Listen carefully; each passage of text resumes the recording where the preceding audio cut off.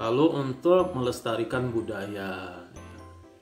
Jadi kira-kira fungsi-fungsi komunikasi kalau kita bilah-bilah ya seperti inilah. Setidaknya ada 7 ya. Pasti masih ada banyak lainnya di sana ya. Tipe-tipe komunikasi, oke. Komunikasi ada intrapersonal ya, komunikasi intrapersonal. Lalu ada komunikasi interpersonal, jangan terkecoh dengan tulis satu huruf gitu ya, ada intra, ada inter, maka pengertiannya pun akan berbeda. Ada juga komunikasi dalam grup. Lalu adalah komunikasi massal ya, mass communication. Nah, kita bahas tentang intrapersonal ya, komunikasi antar personal ya. Intra itu dia artinya within atau di dalam. Lalu komunikasi intrapersonal itu artinya dia, maaf tadi berarti bukan antar ya. Kalau antar itu inter ya. Kalau intra itu artinya di dalam. Jadi ketika kita berkomunikasi dengan diri sendiri. Pak, kok bisa sih berkomunikasi dengan diri sendiri, itu berbicara dengan diri sendiri atau berpikir dalam benak kita sendiri itu dikategorikan sebagai komunikasi? Iya. Jadi komunikasi tidak hanya antar individu dengan individu lain, tapi dengan diri kita sendiri pun itu adalah suatu bentuk informasi. Pak, itu kan kayak orang gila, Pak. Enggak juga. Misalkan bayangkan ya, seandainya dahulu tidak ada yang namanya pemikir seperti Aristoteles, Plato, atau para empu-empu di Indonesia yang mungkin mereka bertapa ya, dalam budaya kita disebutnya itu bertapa, mereka merenung gitu ya, mencari apa itu makna hidup, mencari solusi-solusi kehidupan. Nah, justru komunikasi yang seperti ini memang jarang yang ahli, tapi ini sangat bermanfaat dalam kehidupan kita dan memang ada gitu kan ya. Dan setiap kita pasti sering melakukannya ketika kita memulai ingin menentukan suatu pilihan gitu ya, kita pasti berpikir dalam hati, dalam perasaan kita, enaknya pilih yang mana ya, si A apa si B. ayo siapa, pilih Fauji apa Gibran gitu kan. Itu adalah disebutnya dengan komunikasi intrapersonal. Oke, jadi dia di dalamnya itu berarti dia tidak hanya berpikir, tapi juga menganalisa ya, bermimpi bahkan ya, ketika kita tidur dalam bawah sadar kita. Bahkan ada yang sering mengigau, ayo, nanti ketahuan rahasianya. Lagi naksir siapa, oke. Ataupun kita sedang merenung, introspeksi diri kita sendiri ya, misalkan, wah apakah saya ada yang salah gitu segala macam. Melamun, self talk ya, ngobrol sendiri ya, kadang-kadang kita sering ngobrol, apa iya ya dia seperti itu sih, apa iya dia naksir saya sih.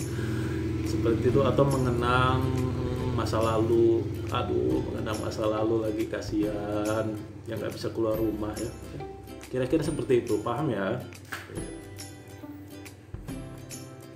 Nah, lawannya apa? Inter. Kalau intra artinya berbicara dengan diri sendiri atau berkomunikasi dengan pribadi sendiri, maka inter artinya antar ya.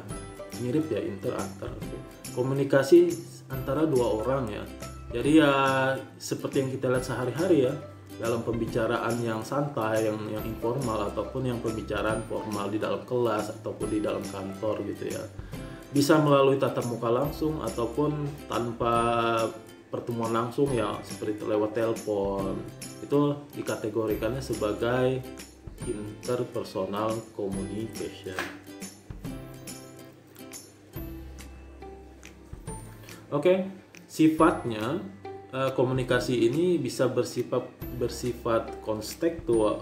kontekstual ya, oke. Juga bisa bersifat developmental ya, oke. Kalau kontekstual, bisa jadi kita bertemu dengan seseorang yang belum kita kenal ya, jadi baru berpapasan, baru bertemu, tapi kita lakukan komunikasi dengan orang tersebut. Nah, kalau konteksnya ini disebutnya kontekstual ya. Tapi kalau di kita lawan bicara kita itu kita sudah kenal gitu sebelumnya gitu ya, sudah akrab, maka itu lebih bersifat developmental. Development itu artinya pengembangan ya.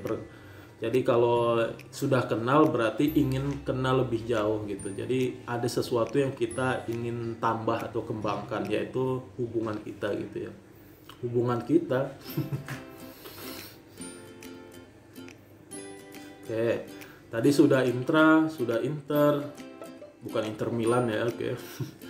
Kita masuk ke grup communication atau komunikasi dalam grup ya.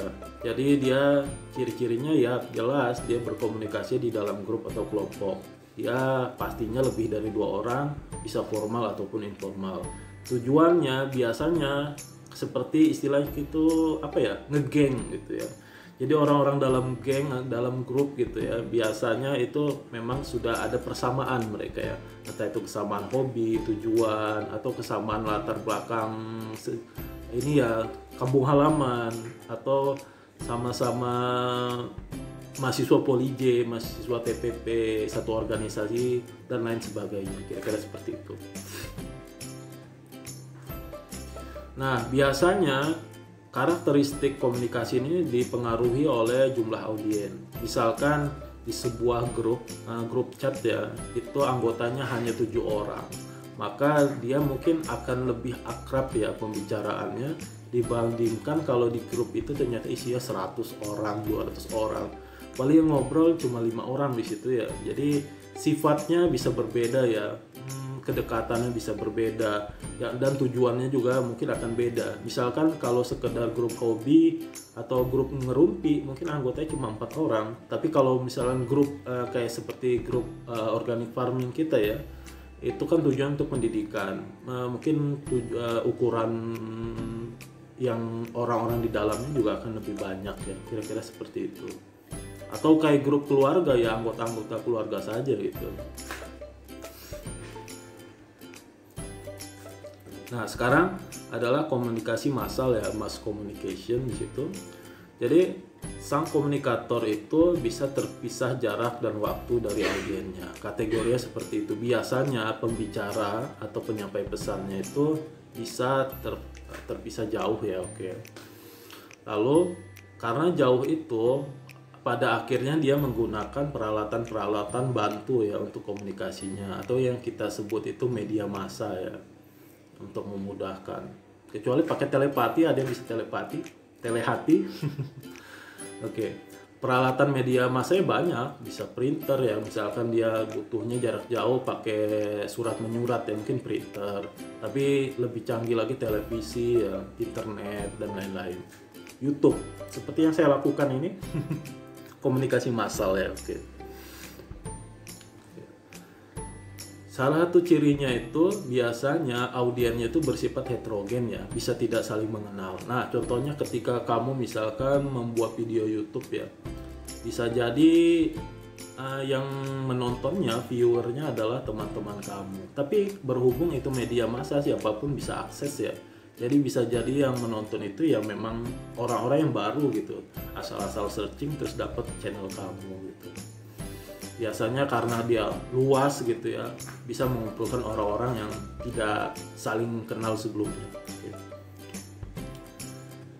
Perkembangan internet dapat mengatasi masalah feedback di atas, oke ya. Karena audiens yang banyak dan kurang mengenal ya, terkadang terlalu banyak orang seperti itu, kita bingung misalkan bagaimana seandainya mereka mau bertanya saran segala macam, mungkin si komunikatornya agak kesulitan ya.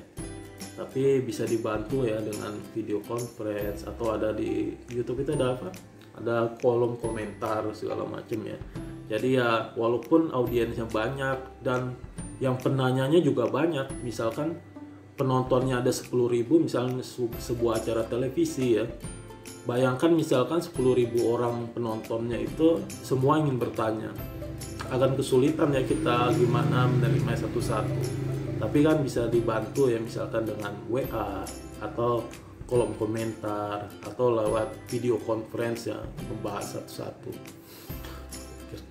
Kira-kira seperti itu ya, paham ya? Kita sekarang masuk ke elemen-elemen komunikasinya.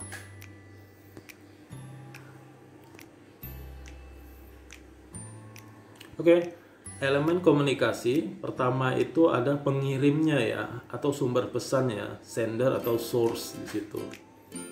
Nah, kalau dalam video ini berarti saya berperan sebagai apa kira-kira? Sebagai pengirim ini ya, karena saya sumber dari pesannya. Lalu ada pesannya ya, pesan. Nanti kita bahas, oke. Lalu ada penerima pesannya, yaitu kalian. Lalu ada channelnya. Channelnya apa? HP kalian, YouTube ini, itu adalah channelnya. Tapi nanti akan dibahas lebih jauh di slide berikutnya. Lalu ada noise gangguan, misalkan di belakangnya tiba-tiba ada sesuatu yang lewat yang goib. Atau ada kucing lewat di sini ngeong ngeong ngeong. Atau tiba-tiba ada suara tahu bulat di belakang, puasa-puasa gila tahu bulat. Baru jam berapa ini? Udah lapar. Lalu ada elemen komunikasi itu kita sebut dengan feedback atau tanggapan ya.